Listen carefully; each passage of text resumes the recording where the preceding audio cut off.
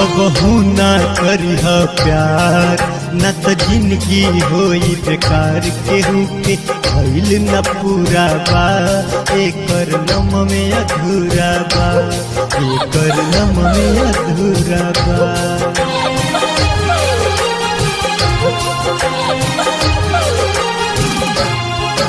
कबहू ना करिह प्यार न तो जिंदगी होई बेकार। केहू के भइल न पूरा बा एकर नम में अधूरा बा, एकर नम में अधूरा बा।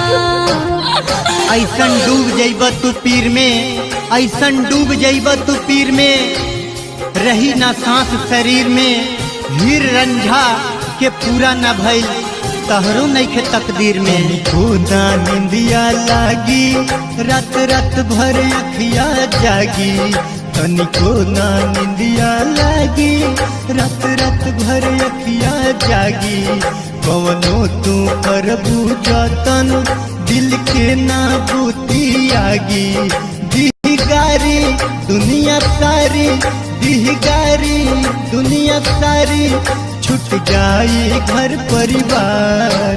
कबहू ना करिह प्यार न तो जिंदगी होई बेकार। केहू के भइल न पूरा बा एकर नम में अधूरा बा, एकर नम में अधूरा बा।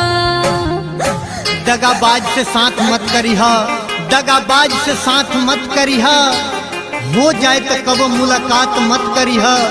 जिंदगी में खुश रहे के होखे, जिंदगी में खुश रहे के होखे, त दिल के कबो बात मत करिह, त दिल के कबो बात मत करिह।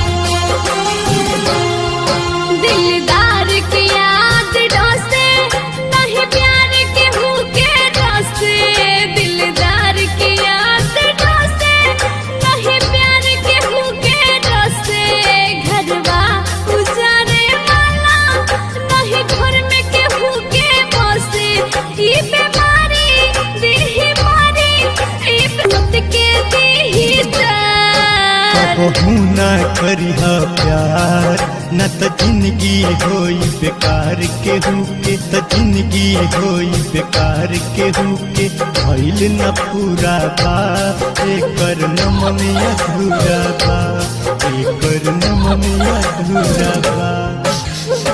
जब ई आपन बनावेला, जब ई आपन बनावेला, पल पल ई तो सतावेला। बिछड़ जाई साथी तो हर पल रोइया आवेला। कहे शैलेश राज गजेंद्र ई ऐसन हवे समंदर।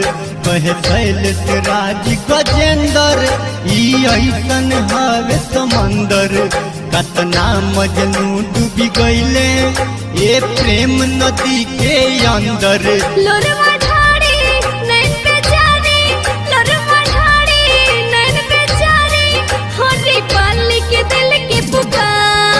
कबहू ना करिह प्यार न तो जिंदगी होई बेकार। केहू के भइल न पूरा बा एकर नम में अधूरा बा, एकर नम में अधूरा।